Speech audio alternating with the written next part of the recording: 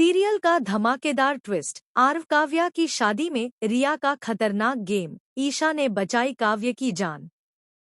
दोस्तों, सीरियल का आने वाला एपिसोड होने वाला है एकदम फिल्मी और थ्रिलर से भरपूर, क्योंकि अब कहानी में एंट्री लेने जा रहा है ऐसा ट्विस्ट जो पूरी शादी की रस्मों को हिला देगा।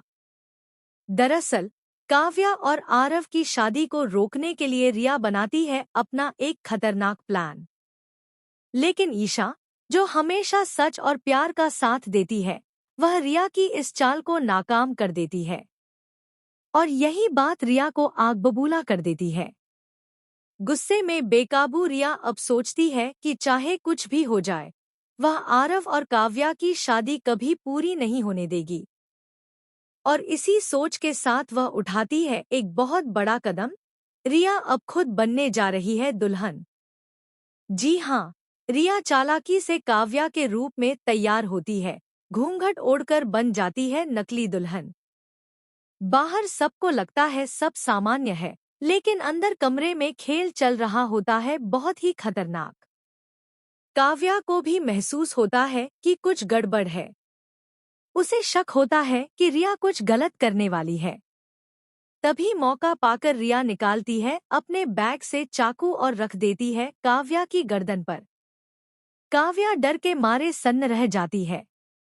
रिया कहती है, अगर तूने जरा भी आवाज निकाली तो यही तेरी कहानी खत्म कर दूंगी। अब यह शादी का जोड़ा उतार और मुझे दे दे। आज मैं ही बनूंगी दुल्हन और सबको लगेगा कि मैं ही काव्या हूँ। काव्या डर से कांपने लगती है।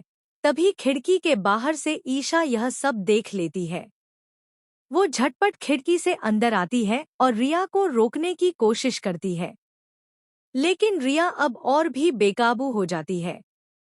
वह ईशा को भी धमकाती है कि अगर किसी को बताया तो वह काव्या को जान से मार देगी। रिया जल्दी जल्दी काव्या का जोड़ा पहनकर दोनों को कमरे में बंद कर देती है और घूंघट डालकर मंडप में पहुंच जाती है। अब शादी का माहौल पूरे जोश में होता है। ढोल नगाड़े बज रहे होते हैं, सब खुश होते हैं, लेकिन किसी को अंदाजा भी नहीं कि घूंघट के नीचे बैठी दुल्हन असली काव्या नहीं, बल्कि रिया है। इधर कमरे में ईशा और काव्या पूरी ताकत लगाकर दरवाजा तोड़ देती हैं और समय रहते मंडप तक पहुंच जाती हैं। तभी पंडित जी अगला मंत्र पढ़ने वाले होते हैं कि ईशा जोर से चिल्लाती है, रुक जाइए, यह काव्या नहीं, रिया।